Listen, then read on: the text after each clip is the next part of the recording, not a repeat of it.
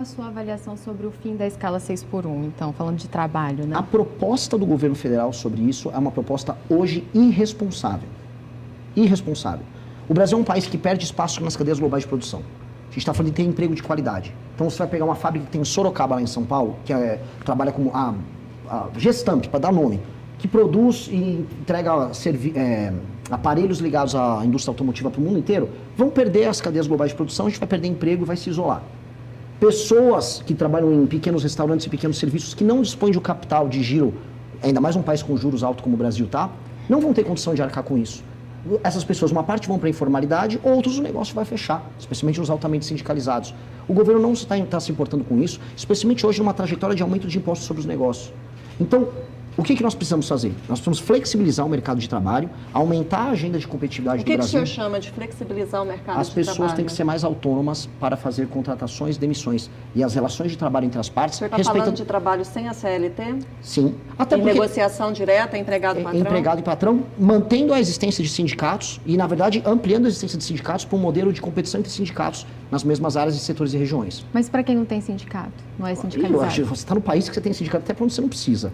Hoje desculpa, mas nós estamos vivendo um cenário de absurdo enfraquecimento dos sindicatos desde o governo Temer, aprofundado pelo governo Bolsonaro, pela gestão do governo Bolsonaro. Eu prefiro o enfraquecimento do sindicato que o enfraquecimento do emprego, porque o emprego formal... Mas então o senhor está entrando em contradição, o senhor acabou de dizer que tem sindicato para todo lado. De maneira alguma. Porque o que eu estou propondo não é um monopólio sindical como a gente tem nos setores. É uma competição de sindicatos, o melhor atendimento das pessoas. Hoje o próprio sindicato não tem estímulo nenhum em fazer um atendimento de um acordo setorial que seja benéfico para haver contratação. Até porque as novas contratações não são CLT. O mundo do serviço no Brasil está contratando todo mundo por MEI. Se eu rodar aqui dentro, talvez no próprio Correio Brasileiro, boa parte das pessoas sejam MEI. E não são empreendedores individuais. O MEI, no fundo, é um regime alternativo de contratação para fora além da CLT. Porque quem está contratando as pessoas hoje está contratando por MEI. Então, e aí sem qualquer direito trabalhista também. Mas, na prática, por isso nós precisamos de uma lei que entenda que o MEI, no fundo, não é um empreendedor individual, ele é uma pessoa que está trabalhando, e atendendo a demanda do empregador e do empregado de um regime mais flexível. O senhor defende, então, o fim da CLT? Olha, eu gostaria de chegar no horizonte que a CLT perca totalmente a função, porque era um modelo de contratação dos anos 40, uma realidade industrial de um mundo altamente verticalizado que já não existe mais.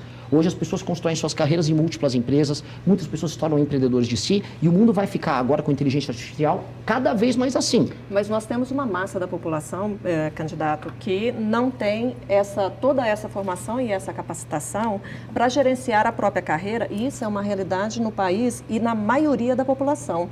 Eu não sei qual é a origem do senhor, mas e se o senhor, eu acredito que deve estar em contato com pessoas de realidades muito distintas nos rincões, no interior do país, e são pessoas que às vezes elas não sabem nem navegar na internet. Sim. Como é que o senhor acredita que essa massa da população vai conseguir gerir a própria carreira, se tornar um MEI, defender os seus direitos e manter e construir uma carreira e ter sucesso nessa carreira? Eu adorei essa pergunta.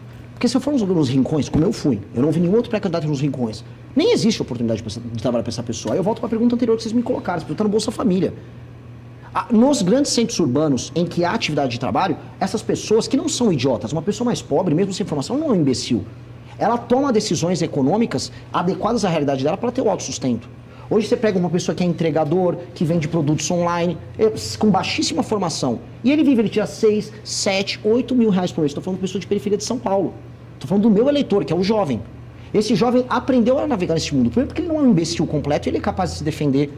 Segundo, que isso não é tão complexo assim. E terceiro, que os países que concorrem conosco no mundo, que a gente não concorre com a Suécia, não concorre com a Inglaterra, a gente concorre com o Vietnã, a gente concorre com a Índia, a gente concorre com a China, tem regimes flexíveis.